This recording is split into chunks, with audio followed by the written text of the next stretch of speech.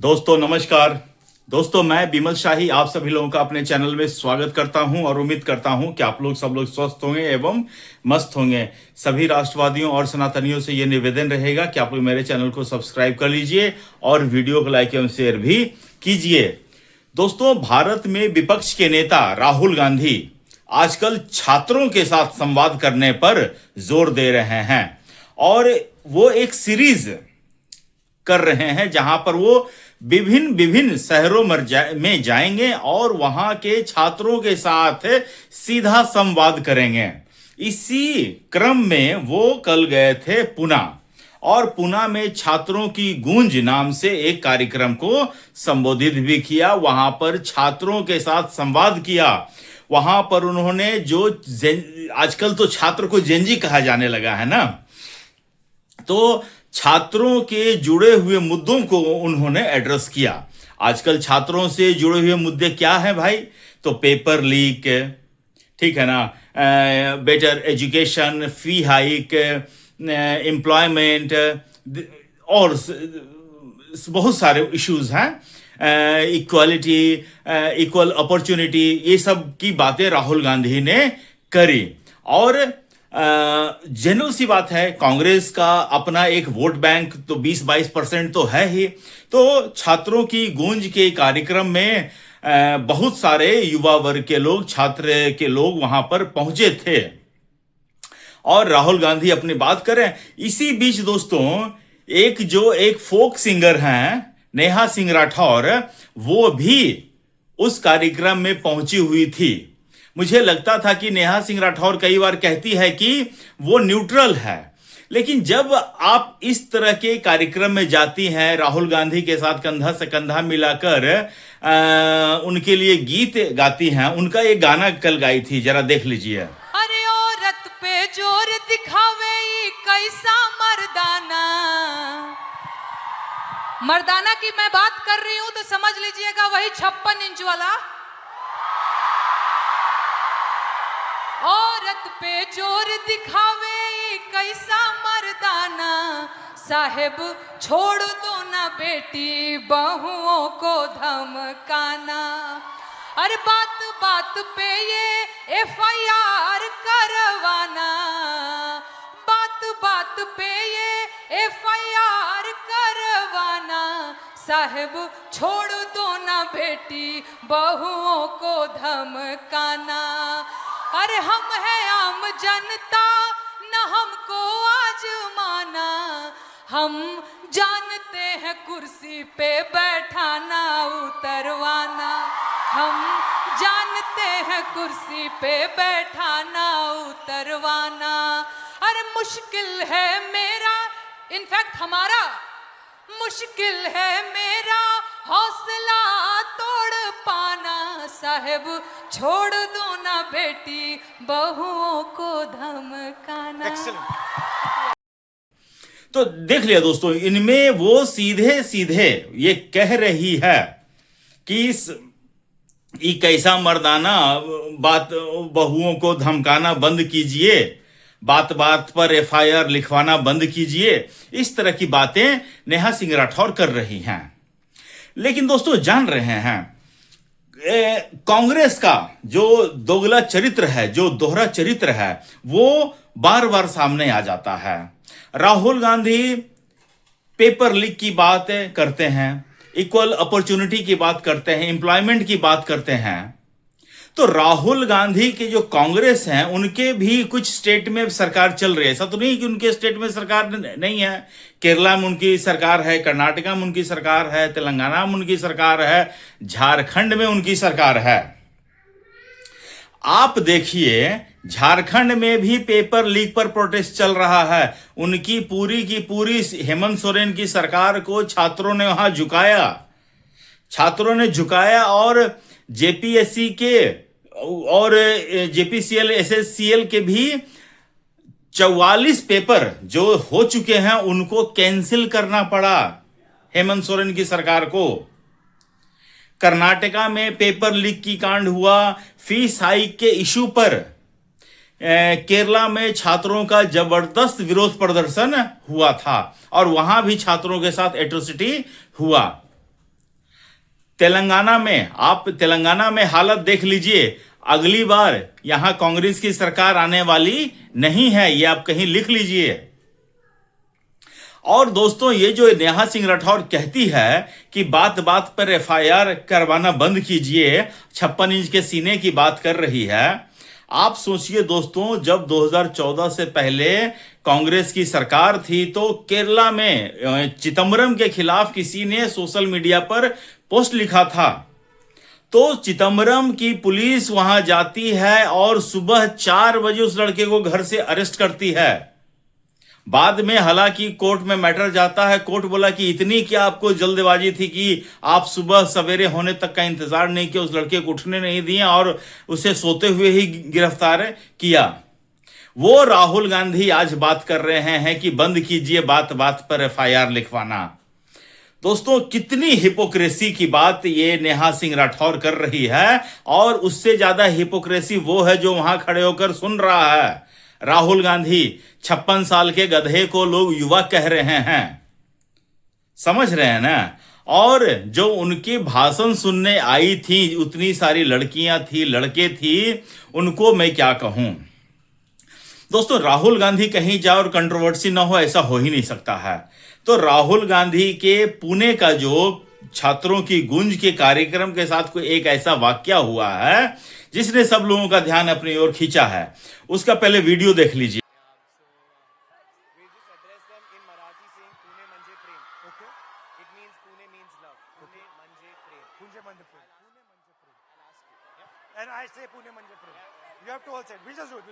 Okay, and now, girls, सुनो, sir Pune में आए हैं, तो पुणे वालों के लिए भी तो कुछ खास मैसेज सर। पुणे म्हणजे प्रेम।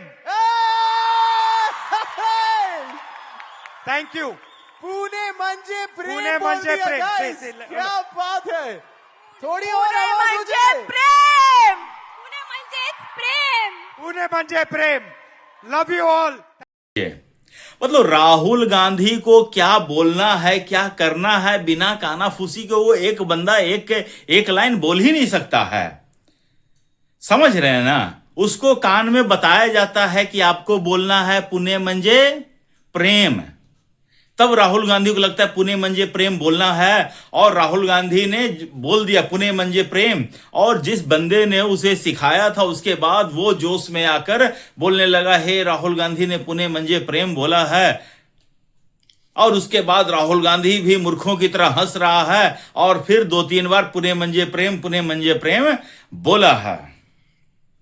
उसके साथ ही दोस्तों, एक और खबर आ रही है कि कांग्रेस ने बहुत सारे सोशल मीडिया इन्फ्लुएंसर को कांटेक्ट किया है और उन्हें इस प्रोग्राम को कवर करने के लिए प्रलोभन भी दिए हैं कि आइए आप हमारे इस कार्यक्रम को कवर कीजिए, छात्रों से बात कीजिए, राहुल गांधी के पक्ष में माहौल बनाइए।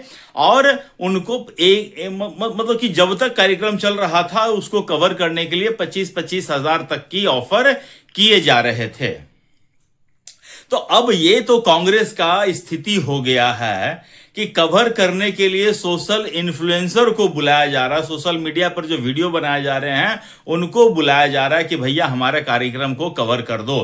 तो सोचिए दोस्तों, कवर करने के लिए जब इन्फ्लुएंसर बुलाए जा रहे हैं तो क्या उतनी जो भीड़ है उसको बुलाने के लिए कांग्रेस ने कितना खर्चा किया होगा, कैन यू इमेजिन। कांग्रेस अपने उस गधे को बार बार साबुन से, सरफ से धो के चमका रही है, लेकिन वो गधा नहीं है, एक्चुअली वो सुअर है, वो फिर से जाके नाली में ही बैठ जाता है, ठीक है ना। और इसके साथ दोस्तों, राहुल गांधी जो ये बात कह रहा है, अपॉर्चुनिटी की बात कर रहा है, वो किस अपॉर्चुनिटी की बात कर रहा है। वो एक सभा में कहता है कि हम रिजर्वेशन को 90% तक लेकर जाएंगे, तो वो कौन सी अपॉर्चुनिटी, इक्वल अपॉर्चुनिटी की बात कर रहा है। अगर आरक्षण को वो 90% तक बढ़ा देगा तो जो उनकी सभा में जनरल कैटेगरी के लोग आए हुए थे उनका क्या होगा फिर। वो फिर जॉब किससे मांगेंगे, वो फिर नौकरी किससे मांगेंगे, वो फिर इक्वल अपॉर्चुनिटी की गुहार किससे लगाएंगे? उनको पूछना चाहिए था ना कि आरक्षण के मुद्दे पर आपका क्या राय है।